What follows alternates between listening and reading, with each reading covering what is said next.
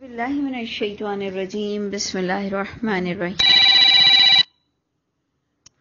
آیت نمبر 40 تک ہم نے کیا تھا اور اس میں ہم نے دیکھا تھا کہ وہی غیر اللہ کے عقیدے کو بتایا گیا، اور اس میں جو سب سے بڑی چیز تھی کہ جو ہم نے پچھلا پڑھا کہ اللہ نے تمہیں خلیفہ بنایا ہے۔ 39 سے ہم نے دیکھنا تھا کہ اللہ نے تمہیں اب خلیفہ بنایا ہے، تو جو کفر کرے گا اس کے کفر کا وبال اس کے اپنے اوپر ہے، اور نہیں مزید ہوتا کافروں کے لیے ان کا کفر مگر رب کی ناراضگی کو بڑھاتا ہے۔ یعنی یہ بڑی سمجھنے والی چیز ہے کہ ہم جتنا کفر کرتے ہیں ہمارے رب کی ناراضگی بڑھتی ہے اور انسان کا خسارہ بڑھتا ہی چلا جاتا ہے۔ تو پھر اللہ نے فرمایا کہ اگر واقعی کوئی اللہ کے ساتھ دوسرے ہیں تو بتاؤ کہ کیا کچھ انہوں نے کریٹ کیا، انہوں نے کیا کچھ پیدا کیا، کیا تمہارے پاس کوئی کتاب ہے؟ بلکہ اللہ نے ہم سب کو چوکنا کرایا ہر ایک سے کہ نہیں دیتا ظالم ایک دوسرے کو مگر دھوکے دیتا ہے، دھوکے کی باتیں دیتا ہے کہ اللہ یوں بخش دیتے ہیں، اللہ یوں بخش دیں گے، جبکہ اچھی باتیں بخشش کی ہمیں اچھی مل جائیں، لیکن جھوٹ سے تو کام چلے گا ہی نہیں۔ جو حق ہے وہ بتانا پڑے گا کہ کون سی بات تمہاری بخشش کے لیے رکاوٹ بنے گی اور کون سی بات اللہ کو بالکل ناپسند ہے۔ تو یہ چیزیں ہیں کہ دھوکے بازوں کے دھوکے میں انشاءاللہ ہم تب نہیں آئیں گے جب انشاءاللہ ہم عمل والے بھی ہوں گے اور اپنے ہاتھوں میں ہم نے قرآن کو مضبوطی سے پکڑا ہوگا، سمجھ رہے ہوں گے۔ اب ہم جب 41 پر آتے ہیں تو اس پر اللہ ہی ہم کو بتاتے ہیں کہ بتاؤ کیا اللہ کے علاوہ کسی کے پاس اتنی طاقت ہے؟ اب دیکھیں گے آپ کہ یہ 41 آیت میں اللہ کی کون سی طاقت بتائی جا رہی ہے کہ ان اللہ یمسک السماوات والارض، بے شک اللہ تعالیٰ نے روکے ہوئے ہیں، تھامے ہوئے ہیں آسمانوں کو اور زمین کو، ان تزولا، اللہ نے تھاما ہوا ہے کہ کہیں ٹل نہ جائے۔ کس کو؟ زمین کو، ان پہاڑوں کو اس لیے اللہ تعالیٰ نے رکھا ہوا ہے کہ کہیں یہ ٹل نہ جائیں۔ ایک منٹ میں ذرا سا آپ ایک منٹ ویٹ کیجئے، میں آتی ہوں۔ ہاں جی، تو ہم بات ہی پڑھ رہے تھے کہ اللہ تعالیٰ نے اس زمین کو تھامے ہوئے ہے، اور ہمیں بار بار اس بات کو بتایا بھی جاتا ہے ایک جنرل نالج کی طرح کہ پہاڑوں کو میخیں بنائی ہیں یہ کہ وہ ٹل نہ جائے زمین۔ وَلَئِن زَالَتَا، اور البتہ اگر وہ ٹل جائیں تو ان امسکہما، تو نہیں روک سکتا ان دونوں کو، من احدن من بعدہ، کوئی ایک بھی نہیں روک سکتا اس اللہ کے ہٹنے کے بعد۔ یعنی اگر اللہ چھوڑ دے تو کسی غیر اللہ کی طاقت نہیں کہ وہ روک سکے۔ ہم نے اس سے پہلے بھی یہی بات کی، اور جو بات مجھے زیادہ اچھی لگی تھی سامنے والے کو، مجھے لگا کہ ڈیسنٹ وے ہے کہ میں کہتی تھی کہ شفاعت وہ کر سکتا ہے جو زندہ رہے سدا، شفاعت وہ کر سکتا ہے جو زمین آسمان کو تھامے ہوئے ہے۔ تو ایکچولی یہ عقیدہ تو ہمارے یہاں مسلمانوں میں بھی تھوڑا وہ روب میں آ جاتے ہیں کہ ہاں بھائی اللہ نے تو روکا ہوا ہے آسمان زمین۔ میں نے کہا نہیں، کہہ دو کہ غیر اللہ نے روکا ہوا ہے آسمان زمین کو، یہ جو آسمان تھما ہوا ہے یہ اللہ کی وجہ سے تھما ہوا ہے یا غیر اللہ نے تھاما ہوا ہے؟ یہ آسمان زمین کس نے بنایا؟ کیا کسی نے کوئی چیز پیدا کر سکا ہے؟ تو شکر ہے کہ ہمارے مسلمان لوگ بھی اس بات سے بہت اگری ہوتے ہیں۔ تو اس لیے میں آپ سے کہہ رہی تھی کہ یہ بھی اللہ کی طاقت آپ نے غور کرنی ہے کہ اللہ تعالیٰ نے یہاں بھی آپ کو چیلنج کر دیا کہ اللہ نے تھامے ہوئے ہیں، روکے ہوئے ہیں آسمان اور زمین کو ٹل جانے سے، اگر وہ ٹل جائیں تو نہیں روک سکتا کوئی ایک اس کے بعد، بے شک وہ اللہ حلیم ہے۔ اس کو میں نے ایسے جوڑنا ہے کہ اللہ حلیم ہے، یعنی اللہ اتنے پاورفل، کیا ڈائنامک چیز، لیکن اللہ تمہارے شرک کو برداشت کرتے ہیں، تمہیں موقع دیتے ہیں، تمہیں وقت ملا ہے، ڈھیل ملی ہے کہ شاید انسان اللہ کو پا لے، اور اللہ تم پر عذاب نہیں لاتے ہیں۔ تو اس سینس میں اللہ کو حلیم سمجھتی ہوں کہ اللہ تعالیٰ کی ذات پر ہم کتنا ہی بک بک کر جائیں، غلط بول جائیں، رب تعالیٰ ہمیں برداشت کرتے ہیں. رب تعالیٰ ہمیں موقع دیتے ہیں اور یہ اللہ کے حلیم نام سے ہمیں سمجھ آتی ہے بات. تو اللہ تعالیٰ مجھ کو آپ کو بھی معاف کر دے کہ اگر ہم سمجھ رہے ہیں کہ ہم کوئی بڑا جرم نہیں کر رہے ہیں اور پروردگار نے ہمارے لیے بھی عذاب ٹالا ہوا ہے تو واقعی ہمیں اللہ کی رحمت کی سخت ضرورت ہے. آگے جب ہم چلتے ہیں تو وہ بھی آپ دیکھیں گے ہمارے ہی لیے آیت بہت میچ کرتی ہے کہ وَأَقْسَمُوا، لوگوں نے قسمیں کھائیں اللہ کی، جہد ایمانہم، اپنی پکی پکی قسمیں کھائیں لوگوں نے. کیا لوگوں نے قسمیں کھائیں؟ میں کہہ رہی ہوں ہم سے میچ کر رہی ہے بات کہ لوگوں نے کہا کہ لَإِن جَاءَهُمْ، البتہ اگر آئے ان کے پاس نذیرن، کوئی نذیر، کوئی ڈرانے والا، لَيَكُونَنَّ أَهْدَىٰ، البتہ وہ ضرور ہو جائیں گے، ضرور بضرور اہدا، بہت زیادہ ہدایت یافتہ اگر ان کے پاس کوئی نذیر آ جائے. تو اس کو ہم ایسے سمجھیں گے کہ جیسے میں اور آپ اپنے وقت میں جب ہم نے نیا نیا دیکھا کہ قرآن کو ترجمے سے پڑھ کر ہی ہم کسی علماء سے بات کر سکتے ہیں، کیونکہ نہیں تو یہ تو ہمیں انگلیوں پر پھراتے ہیں.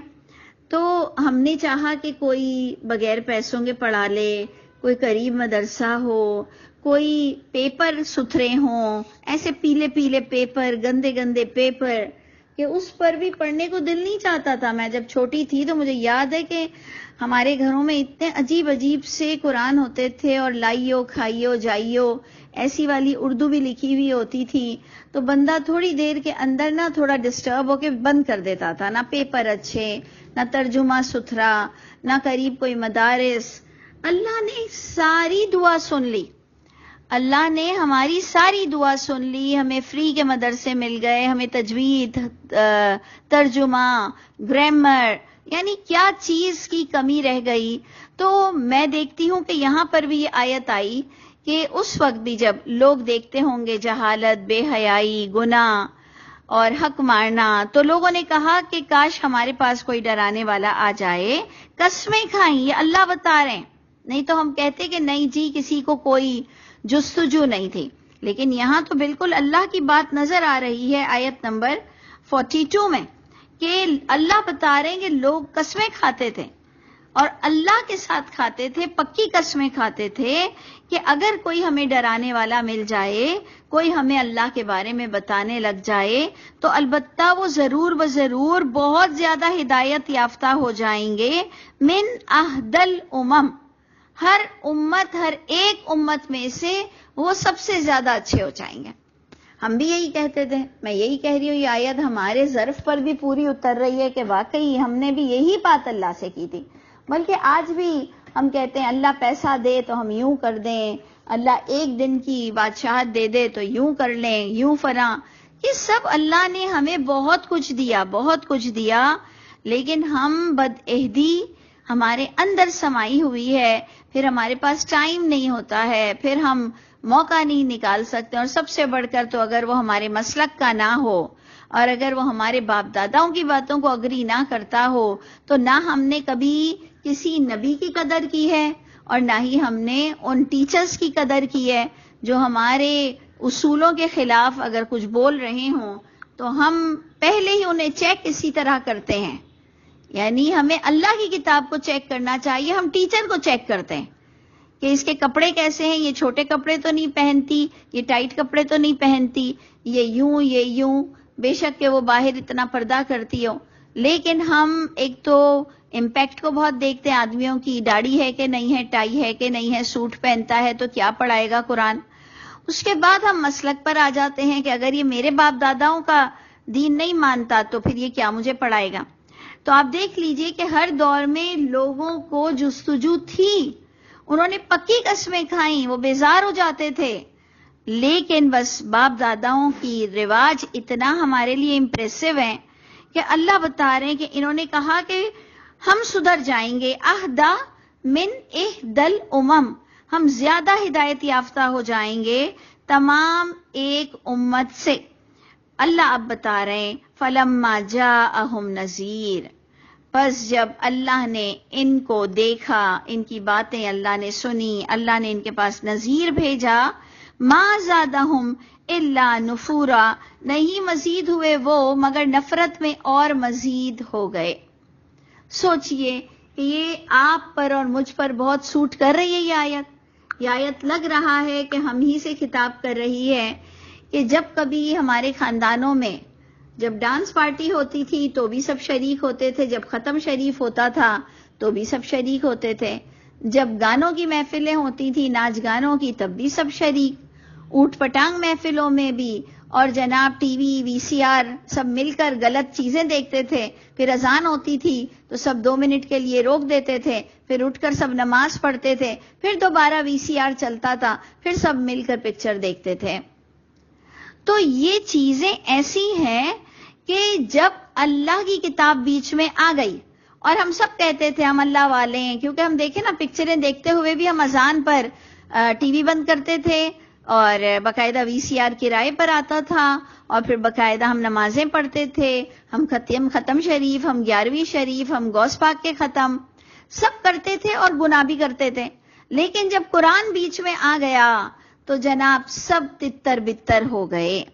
جب قرآن کی بات بیچ میں ہونے لگی کہ ہم یہ غلط کرتے ہیں، ہمیں ایسا نہیں پڑھنا چاہیے، ہمیں ایسا نہیں دیکھنا چاہیے، شادیوں میں یہ محفلیں نہیں ہونی چاہیے، یہ ختم شریف میں یہ پڑھنا گناہ ہے، اس کے بعد سب جدا جدا ہو گئے، سب میں نفرتیں بڑھنے لگی، اتنی نفرتیں بڑھنے لگی کہ ایک فٹ پاتھ پر دوسرے فٹ پاتھ کو کوئی دیکھ لے تو ہیلو ہائی بھی نہیں کرتا تھا، کیونکہ مزید نفرتیں بڑھتی چلی گئیں۔ کس کے بعد؟ قرآن کے جاننے کے بعد۔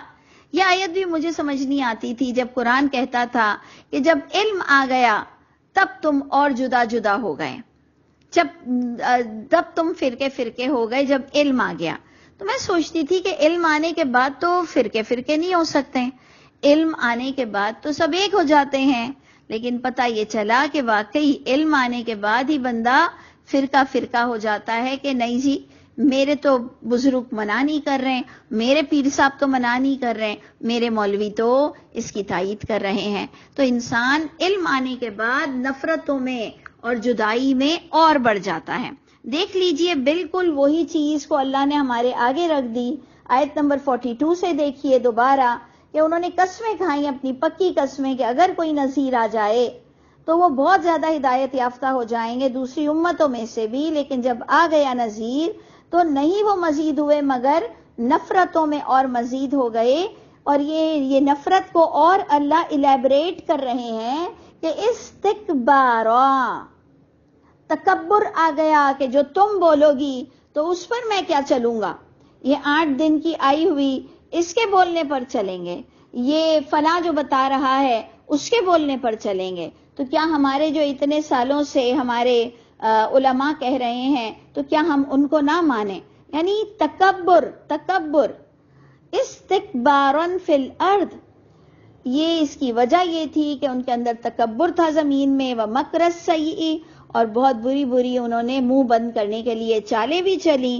اس پر بھی اللہ تعالیٰ ہم کو آپ کو تسلی دے رہے ہیں کہ ایک تو ہم سب کو چال باز خود نہیں ہونا چاہیے، دوسرا یہ کہ اللہ ہمیں حق کا ساتھ دینے والا بنائے، تیسرا یہ کہ اللہ نے ہمیں خوشخبری دی کہ بری چالیں چلنے والے کے لیے نہیں پڑتی ہیں بری چالیں، مگر اس کے اپنے اہل پر ہی، اپنے پر ہی بری چال کا وبال پڑتا ہے۔ جو ہم کہتے ہیں کہ جو گڑھا کھودتا ہے وہ اسی میں گرتا ہے، لیکن ہم دنیا حاصل کرنے کے لیے دوسرے کی چالوں کو فیس کرتے ہیں، ہمیں دنیا حاصل کرنے کے لیے ہم طرح طرح کی دشمنی فیس کرتے ہیں، لیکن جہاں دین کی بات آئی اور پتہ چلا مار دیں گے، جہاں پتہ چلا مدرسے بند کر دیں گے، جہاں پتہ چلا آپ کو نقصان دیں گے، تو بس اللہ کے معاملے میں ہم بہت جلدی ڈر جاتے ہیں۔ تو اس لیے اللہ تعالیٰ دیکھ لیں آپ کو اور مجھ کو ایک کتنا انکریج کر رہے ہیں کہ نہیں بری چالوں کا وبال مگر اس کے کرنے والے پر ہے۔ اور اب جب انہوں نے قسمیں کھائی تھیں کہ کوئی نذیر آ جائے، تو اب جب نذیر آ جاتا ہے، جب اللہ کی کتاب کھل جاتی ہے اور اس کے بعد بھی بندہ جب نہیں مانتا ہے تو یہ دیکھیں سینٹنس آتا ہے، اسٹیٹمنٹ، کہ اب کیا وہ منتظر ہیں؟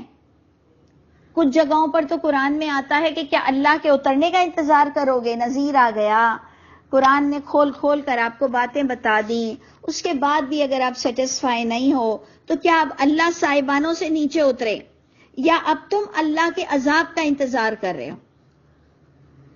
تو یہ چیز بہت ہی بڑی ہے کہ ہمارے پیرنٹس بھی بیچارے ڈرتے ہیں، ہماری والدہ بھی ڈرتی ہیں کہ بھائی تم صحیح بول رہی ہو، یہ سب صحیح ہے. تو ہم کہتے ہیں آپ خود بھی تو قرآن پڑھتے ہیں نا، آپ کو کیا لگتا ہے؟ کہا لگتا تو وہی ہے صحیح کہ اللہ کے علاوہ کوئی نہیں. تم نے کہا پھر ڈرتے کیوں ہو؟ ڈرتے اس لیے ہے کہ کوئی بھی ساتھ نہیں دے رہا، ڈرتے اس لیے ہے کہ پھر کوئی مان کیوں نہیں رہا ہے. تو پھر کیا انتظار کرو گے؟ اللہ کے اترنے کا انتظار کرو گے کہ اللہ آپ سے شیک ہینڈ کریں، اللہ آپ کو کہے ہاں جی جو تم قرآن پڑھ رہے ہو وہ بالکل صحیح ہے، میں گواہی کے لیے اترا ہوں نیچے؟ ایسا نہیں ہو سکتا، ایسا نہیں ہو سکتا ہے. آپ کو ایمان رکھنا پڑے گا. پھر آپ قرآن کی اتنی عزت کیوں کرتے ہیں؟ پھر آپ قرآن کے لیے مرنے مٹنے کو کیوں تیار ہیں جب اس میں جو لکھا ہوا ہے وہ آپ کو ہضم نہیں ہو رہا، یا آپ ڈر رہے ہیں کہ سارے لوگ تائید کیوں نہیں کر رہے ہیں؟ تو ایسا نہیں ہو سکتا. سب کی تائید میں اگر آپ رہیں گے تو ایٹ لاسٹ ہم قبر کا چہرہ دیکھ لیں گے، ہم خود قبر کے اندر اس کی زیارت کر لیں گے. تو اس لیے بڑا پیارا اسٹائل ہے اللہ کا کہ اتنا سب کچھ جاننے کے بعد اتنا نذیر آ گیا، بس کیا وہ منتظر ہیں الا سنت الاولین، مگر کیا یہ چاہ رہے ہیں کہ وہی اللہ کی پرانی سنت آ جائے، یعنی عذاب آ جائے، یعنی اللہ تمہیں پکڑ لے. تو سنو کہ اللہ بھی ایک وقت مقرر کے بعد جو عذاب لاتے ہیں وہ ٹل نہیں سکتا.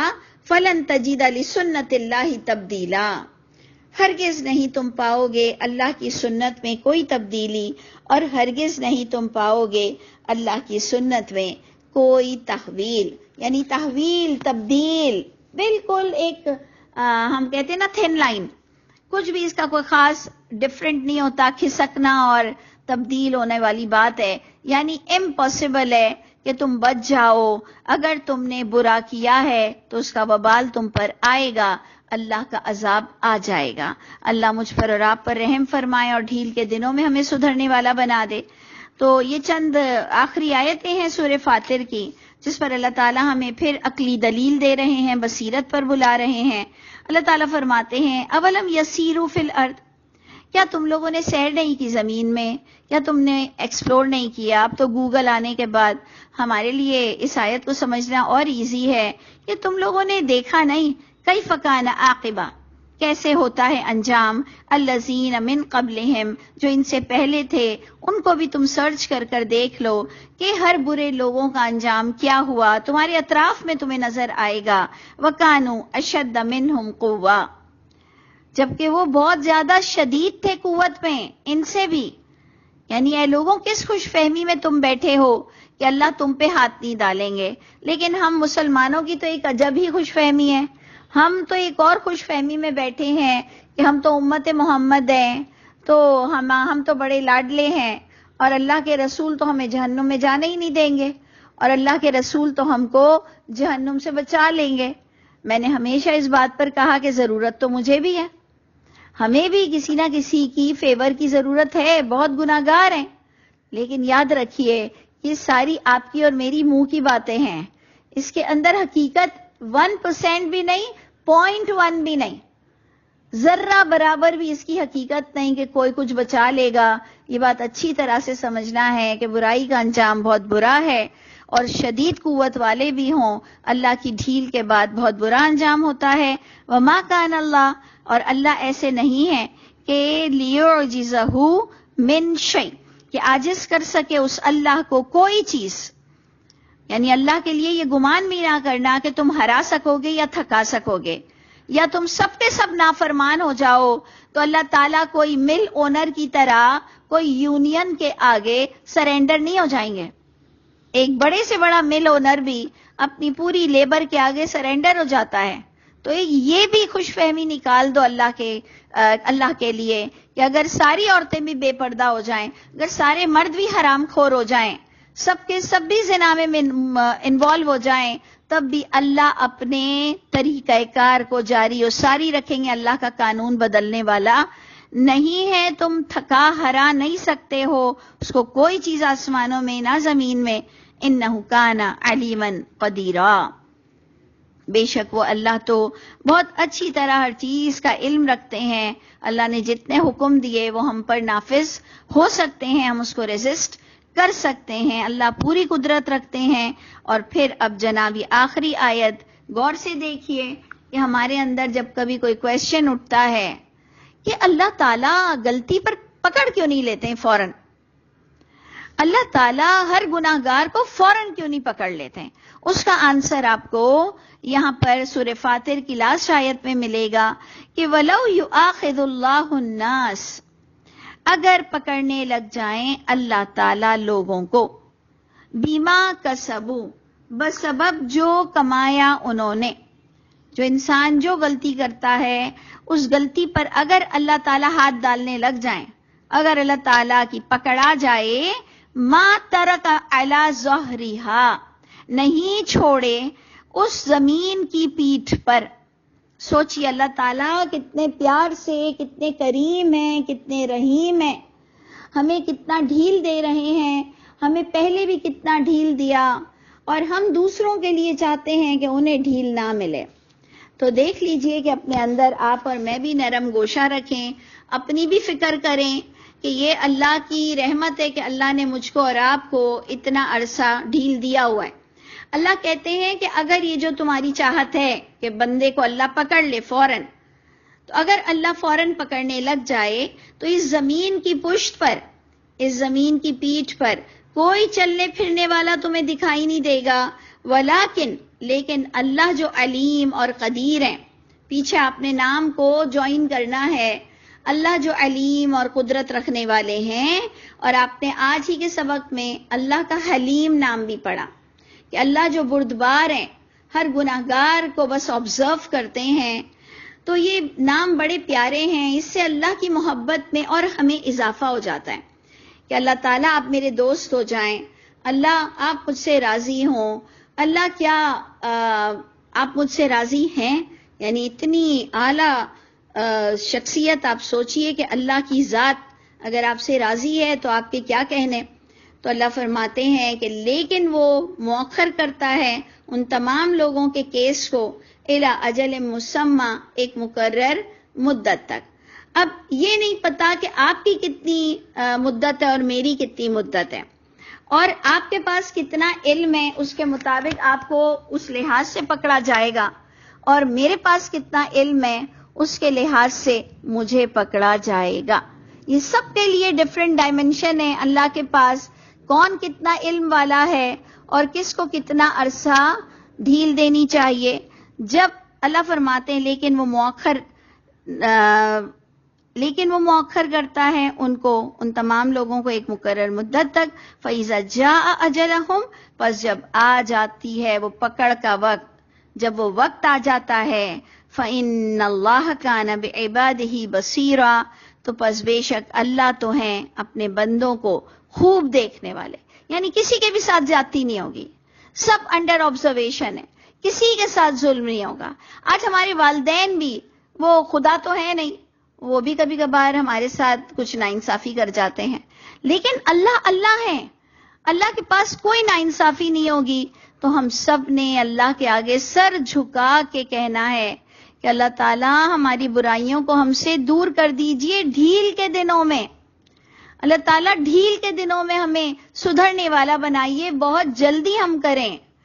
یتوبون من قریب, اللہ تعالیٰ چاہتے ہیں تم توبہ کرو بہت قریب سے, جلدی سے, پینڈنگ مت کرو, ضدی مت بنو, اکڑو مت کہ میں کوئی اتنا برا نہیں, میں نے کوئی اتنا بڑا گناہ نہیں کیا, بلکہ آپ کو اور مجھ کو اللہ تعالیٰ ہر پل یہی سوچ عطا فرمائے کہ ہم بہت برے ہیں دوسروں سے, دوسرے بہت اچھے ہیں ہم سے, اور اللہ تعالیٰ ہمیں حق ماننے والا نہ بنائے. پروردگار ہم سب کے حامی و ناصر ہوں. انشاءاللہ ہم کل سورہ یاسین شروع کریں گے. اللہ تعالیٰ ہم سب کے علم میں برکت دے اور ہمیں عمل بہترین کرنے والا بنا دے. السلام علیکم ورحمۃ اللہ وبرکاتہ.